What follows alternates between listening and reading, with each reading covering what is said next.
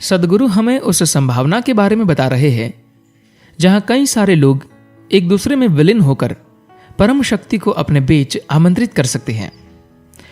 इरम, सद्गुरु, क्या हम भी उन विभिन्न अवस्थाओं को अनुभव कर सकते हैं जिन्हें ध्यानलिंग की प्राण प्रतिष्ठा की प्रक्रिया में शामिल उन 2 लोगों ने किया था? क्या यह सबके लिए संभव है? सद्गुरु कहते हैं, हमने प्राण प्रतिष्ठा के लिए सिर्फ 2 लोगों को चुना। अगर इसे 100 लोगों को लेकर किया जाए फिर तो हम पूरी दुनिया को प्रकाशित कर सकते हैं। लेकिन इसके लिए आदर्श लोगों को तैयार करना एक चुनौती है। लोग बहुत नजदीक तक आते हैं लेकिन आखिरी पल में हार मान लेते हैं। बिल्कुल दहलीज पर आकर वे पीछे हट जाते हैं। अधिकतर लोगों के साथ मैंने यही देखा है। आपको गौतम बुद्ध चाहिए? हम कल उन्हें यहां ला सकते हैं। इसे किया जा सकता है। यह हमारी पहुंच के अंदर है। केवल गौतम बुद्ध ही नहीं, आप शिव को भी यहां उतार सकते हैं। अगर आप इस तरह की एक स्थिति पैदा कर सके तो यह दुनिया के लिए सर्वोत्तम चीज होगी। जब लोग इतने परिपक्व हो जाए कि पसंद और नापसंद, अच्छे और बुरे से ऊपर उठ जाए, तब जो भी करने की जरूरत है आप उनसे सीधे कह सकते हैं और वे उसे अपने मन में बिना कोई विचार लाए कर सकते हैं। तब हम एक ऐसी स्थिति पैदा कर सकते हैं जहां 100 लोग एक साथ बैठकर परम शक्ति को धरती पर उतार सकते हैं। किसी दिन ऐसा होना चाहिए कि सैकड़ों लोग आपस में विलय करने के लिए पूर्ण स्वीकृति की अवस्था में आ जाए, ताकि वे तर्क से परे के अनुभवों से गुजर सके, जहां सब कुछ एक हो जाए। जैसे कि आपका दिल किसी और के शरीर में है और आपका दिमाग किसी और के सिर में है। ध्यानलिंग की प्राण प्रतिष्ठा की प्रक्रिया के दौरान इस तरह की चीजें होने लगी थी, जहां एक इंसान के शरीर की गंध दूसरे इंसान के शरीर से और दूसरे इंसान के शरीर की गंध पहले इंसान के शरीर से आने लगी थी। इस इंसान के विचार उस इंसान के दिमाग में चले गए थे और उस इंसान का अतीत इस इंसान के दिमाग में आ चुका था। किसी एक के बचपन की कुछ घटनाओं की जानकारी अब दूसरे को थी, जिसके बारे में उन दोनों ने कभी बात भी नहीं की थी। इसे अनुभव करने के लिए लोगों को परिपक्व होना होगा।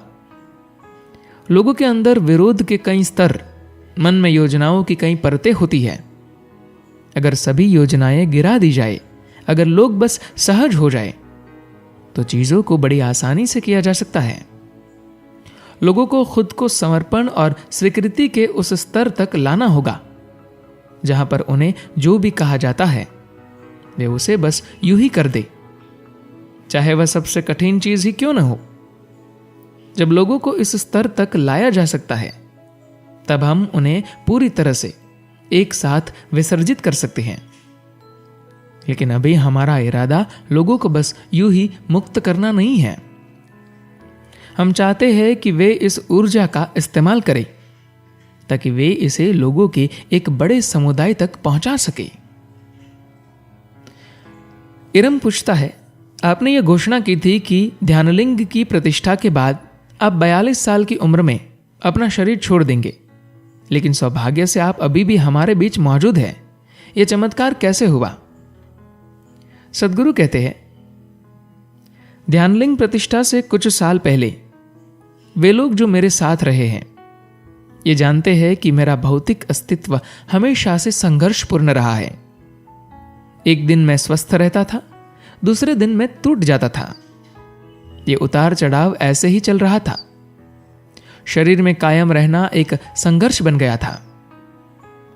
प्रक्रिया शुरू करने से लगभग 7 साल पहले मैंने ये घोषणा की थी कि 42 साल की उम्र में इस शरीर को कायम रखना एक बड़ी चुनौती होगी।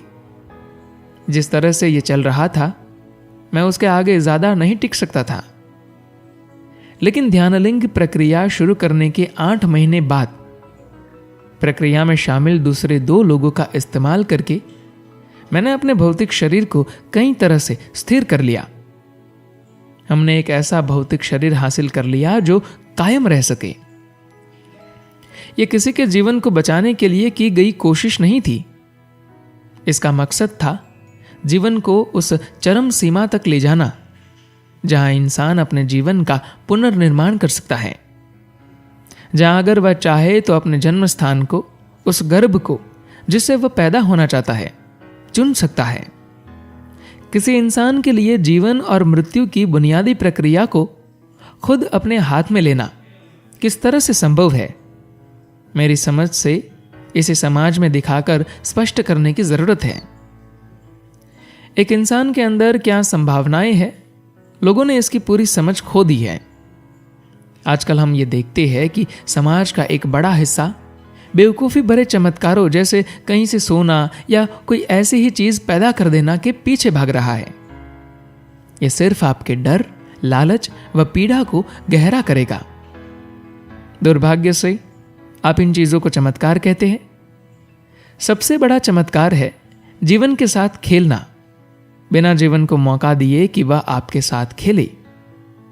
अगर कोई जीवन से बिना प्रभावित हुए अछूता गुजर सकता है तो ये सबसे महान चमत्कार है। ये चमत्कार हर इंसान अपने जीवन में कर सकता है। धन्यवाद।